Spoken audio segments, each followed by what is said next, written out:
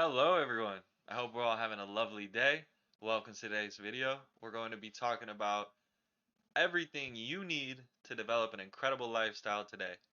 I would like to point out first, this is part 2 of the 3-part series moving forward in life. If you missed the first part about developing your mindset, please go check that out. I'll have that link below.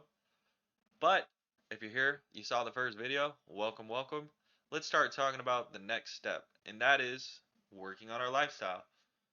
Hopefully, after reading the first part, you did the necessary things to work on your mindset, and we're finally ready to move forward to the next step. Now that you made the internal changes, we want to start making the external changes to reinforce each other and solidify this new direction that we're taking in life, right? The actions that you will be taking are going to facilitate and foster the growth of your mindset going forward. But before we get into the details, I would like to warn you about one thing, and that is the self-improvement trap. Essentially, this is where you recognize you want to work on some things, you're doing the work, you're studying, watching the videos, making the necessary internal changes, right? But that's all you do. You don't actually take these new feelings and new personality that you have and put it in the real world and real action. So, I encourage you to be aware of this and to push past it if you start noticing yourself being stuck just doing the internal work, right? For me, I started consciously working on my mindset in December 2022, roughly around there. I had been, I guess you could say I was working on my mindset and everything for, since a little bit right after COVID had happened. But this was when I finally decided I'm consciously working on specific things because finally realized that my mindset was a problem. And while I did have a lot to clean up in my mind, I was struggling with anxiety, depression, low self-esteem, and confidence. I just got too comfortable working on those things. I needed to move on and start, okay, I feel confident now. Let me go put that into practice with playing sports or talking to people or pursuing career opportunities, right?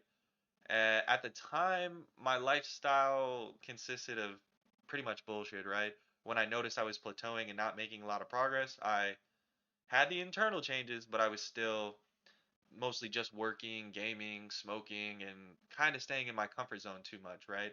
But if fast forward a few weeks and I'm regular going to new places, I'm taking risks, and I'm participating in groups and community, I just finally started improving my lifestyle and made it a consistent thing.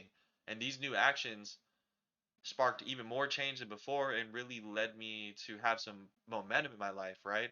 And I met so many awesome people, I had incredible experiences, and I finally started to feel just comfortable being myself.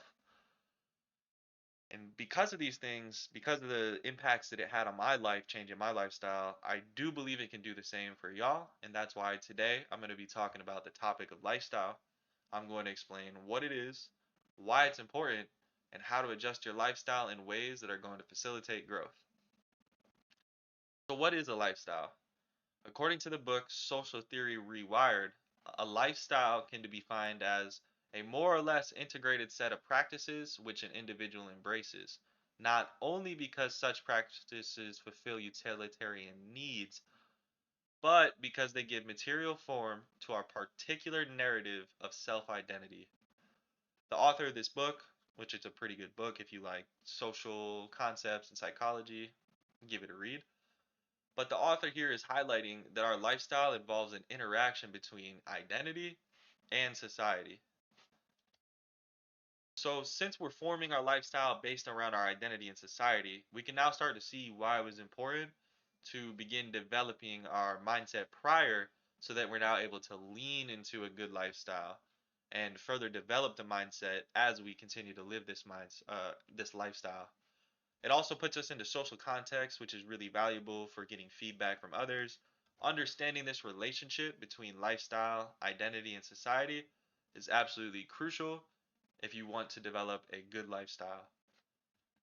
So now the next question is, why should you improve your lifestyle? And essentially, it's because your lifestyle is the structure of your days that determines the direction of your life. Within this structure lies your habits, your free time, your work, relationships, and a lot more.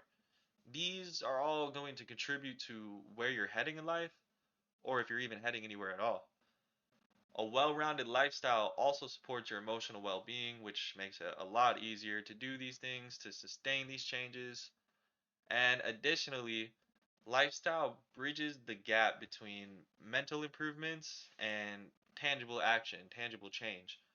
Improving your lifestyle solidifies your mentality, and it also allows you to continue developing through these new actions, just continue becoming a better person, right? Now that you're making actions in real life, your internal work is able to be solidified. So from here, we're going to continue improving and continue growing, and with the right mindset and lifestyle in place, we'll finally be able to move on towards finding purpose, which will be the third part of this video coming next week. So now let's talk about how to develop an ideal lifestyle. And of course, this is going to be subjective because what's perfect for me isn't going to be perfect for you. Potentially, it could be. But the overall goal here is you're going to take this information and use it as a guideline to craft a lifestyle for yourself that you find desirable, right? So we want to start out with seeking challenges and discomfort. This is probably the most important thing that I'm going to talk about today regarding the lifestyle changes because you got to learn to get over dealing with discomfort, challenges, fear, because essentially it's going to redefine the way that you interact with the world. If you have all these things like fears, you stay in your comfort zone, challenges, you're going to be avoiding a pretty big portion of life, right? This is the life you're living, and then like this is the rest of the world. I guess out here, not even that's kind of too small too. But yeah, so you're not living life fully. But as you start to challenge your fears, you challenge discomfort, you really start to grow and you start to teach yourself, oh, I can do things. I can overcome these feelings of discomfort. And that is where the real progress, the real growth comes from. Whether we fail or succeed here isn't really important. Obviously, we would like to succeed, but no matter what, we're learning valuable lessons and we're seeing where we're at in regards to our skills and traits regarding whatever it is we're trying to accomplish. So, you don't need to go crazy with this, at least not at first, but a few simple examples you could do on your day to day would be starting conversations with random people, avoiding using phones in public, and you could even try adding a little time or extra reps to your workout. These are really simple things you can fit in pretty much daily, and they're going to help you get out of your comfort zone and maybe be ready to push through feelings of uncomfort a little bit more. Now, a few more examples that are a little bit more complex, a little bit more long term would be starting a new hobby or activity, pursuing career opportunities, and learning or improving new skills. These things are really going to push your comfort level. They're really going to require you to overcome challenge, and they're really going to help you grow. So it's pretty great. Over time, the feelings of these discomfort and challenge and fear, it's all going to become a lot more tolerable. They never truly go away, honestly. I think everyone feels a little bit of anxiety or maybe fear for certain things, but it's just a matter of building the confidence for yourself and that you know you can do it or you can at least handle the feelings of discomfort and get through it, right? The second thing we want to talk about today regarding lifestyle is your health. And specifically, we're going to be talking about sleep and diet. Exercise would be the third here, but I did cover that in the last video. But just to mention, exercise, all right? It's really, really important. And I'm not a health professional, but I do personally know the impact of how having a good sleep schedule and a good diet impacted my life. Originally, I think I just became accustomed to eating like shit and sleeping really badly, so feeling the way I felt was just normal. But once I fixed them, it was just miserable if I ever went back. If I had a day of eating poorly or just a rough night's sleep, once I had everything together, I would really, really feel the difference and want to fix it immediately. So, if you're able to combine a solid sleep schedule with a good diet like high protein, low sugar, you're going to feel incredible. Obviously, not at first. As you start to adjust, you're going to have resistance to it. But like I just mentioned, as you get used to dealing with feelings of uncomfort and challenges, it gets easier over time. So, understanding that, we want to start out by fixing one thing at a time because it is sleep and diet, but doing both is probably overkill, right? So, I recommend starting with sleep. You want to start by building a good sleep schedule and include a food or water curfew. This way, you're specifically working on the sleep. Having a food and water curfew does help you sleep better, and you're also improving resisting urges a little bit by having the curfew in there. I have a quote from Newsom, and that is, "Without enough sleep, people tend to overeat and choose unhealthy foods. Sleep deprivation affects the body's release of ghrelin and leptin, two neurotransmitters that tell the brain when to consume calories, and people who are sleep deprived are more drawn towards high calorie foods." So pretty much ghrelin tells you when to eat. It tells like it lets you know you're hungry, you feel hungry, and then leptin tells you to stop, which is the feelings of satiation, you're full. Insulin also comes into play here too with the sleep and diet, but it's a little complicated. To keep things simple, just get some damn sleep, all right? And once you fix your sleep after doing the recommended things here, you're going to want to then focus on your diet. Exercise, of course, helps you sleep better too, so keep that in mind. But to adjust your sleep schedule, I'm going to suggest develop a sleep routine. For me, honestly, everybody, you want to aim for 7 to 8 hours of sleep. And my personal sleep routine is lights out at 10:30, journaling, stretching, reading, and then hopefully by then I fall asleep. Another thing you could do is wake up at the same time, go to sleep at the same time every day. It builds consistency. Your body likes to stay on a routine. No caffeine after 11 a.m. Regular exercise, the earlier is better. If you exercise too late, you do run the risk of maybe having trouble falling asleep. But if you can do it earlier, perfect. And now for adjusting your diet, I'm going to suggest slowly buy less unhealthy foods and then slowly start buying more healthy foods. You don't want to just go like, all right, fuck it, I'm going to Whole Foods, I'm going to buy just pure vegetables and meat and everything, because if you're eating bad right now, maybe you'll do that for like a week, but your cravings are going to be there. You're probably going to burn out really fast. So let's just slowly cut it down, right? I recommend high protein, low sugar. Maybe that doesn't work for everyone, but it certainly worked for me. One recommendation I can make for everyone though is download Yuka. I'm not affiliated. I'm not getting paid for this. I swear to God. But the app is just incredible. It's free to use. It's on iPhone. I don't know about Android, but you just scan, like say you're at Walmart, you scan the little black and white barcode, and it gives you a rating between 1 to 100, 100 being the best. And then it also covers some nutritional things, so it'll highlight really bad nutrition and it'll highlight really good nutrition like fats, too much sugar, also additives too. Download Yuka, very, very good. The next thing we can do is build willpower to resist unhealthy food urges over time. So it's really important to consider your identity here. Remember, you're trying to be a better person, you're trying to be a healthy person, and healthy people don't eat shitty food. So keep that in mind. I also recommend exploring a variety of healthy food and recipes to find good alternatives. When I first started eating healthier, I slowly switched things out, but I would also just randomly try something that was healthy that was like, oh, that looked good. And I ate some terrible food in that progress or in the process of that. But I did find really good products and recipes that I eat every day now, and I have a good variety. I enjoy my diet, and it's really good for me. The final thing I'm gonna recommend is smoothies, which is one of the things that I did experiment with, and it's just such a quick and easy way to get in some fruits, some vegetables, and a little protein from the milk and yogurt. Super easy. Personally, I buy the frozen fruits and vegetables at Walmart in the little bags.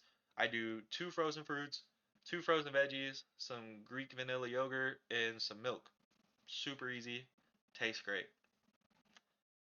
By improving these two aspects of your health, sleep and diet, along with a little exercise, hopefully, you're going to seriously change your life for the better. I know it's really, really hard to get into at first, but I promise you it's worth it. Just start slowly, and you're going to see how much better your life is. Resist the urges to eat the junk food and scroll before bed. Life changes. The third and final thing that I'm going to recommend today for improving your lifestyle is community. Us human beings just have a natural tendency, the natural need to be around other people and to be accepted. According to the National Institute of Health, studies show that loneliness and social isolation are associated with higher risks for health problems. such as heart disease, depression, and cognitive decline. If you're in poor health, you may be more likely to be socially isolated or lonely. So, whether you're an introvert or not, human connection is very, very crucial to living a meaningful life. Not only does it meet our basic human need, but it also helps us grow because you can only be so self-aware, right? You can only know so much about yourself. But it's when you're around other people and you get social feedback and interaction that you're able to adjust a little bit more and really get your identity, your self-concept, self-esteem, and get it all together. My recommendations for getting more community in your life is joining a club or group. Very, very good. There's plenty of them through your college, through your work, your community center. Just find something, even online, that's better than nothing. Another thing is nurture your family relationships and social connections. Pretty self explanatory there. Go out and be amongst people more, get the social interaction, get the social feedback, feel much better. And you could also go to church or even volunteer.